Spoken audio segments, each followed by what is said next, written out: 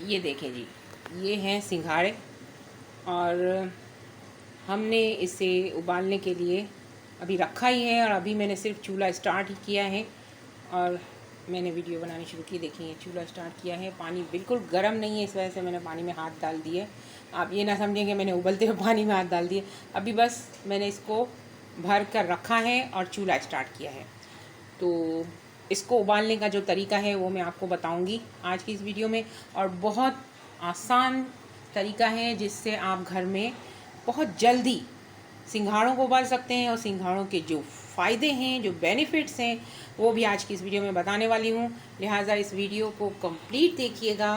अभी जिस तरह से आपको मैंने दिखाया कि सिंघाड़ों को मैंने किस तरह पकाया, जब इसमें एक जोश आ जाएगा तो आपने इसे छन्नी में छान लेना है।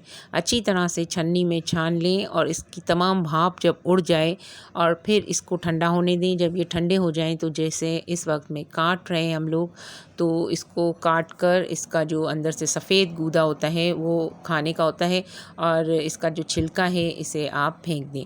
और इस गूदे को जब आप खाएंगे तो आप इसका टेस्ट ही अलग खोपरे की तरह इसको महसूस करेंगे। इसके फ़ायदे हैं हड्डियों के लिए, ये बहुत बेहतरीन है। कमर का दर्द अगर किसी को होता है तो इसका इस्तेमाल बहुत फ़ायदेमंद है। ये हड्डियों के जेल में भी इजाफ़ा करता है और कैल्शियम इसमें भरपूर होता है और ये जिस्म के हर तरह के दर्द के लिए भी बहुत मुफीद समझा जाता है। ख़ास तौर पर घुटनों के दर्द और कमर के दर्द में इसे बहुत मुफीद पाया गया है। इसका इस्तेमाल ज़रूर कीजिए, आप अपने रोज़मर्रा के इस्तेमाल में इसे शामिल कीजिए। इसका पिसा हुआ सूखा पाउडर भी मिलता है, उसे भी दूध में डालकर आप इस्तेमाल कर सकते हैं।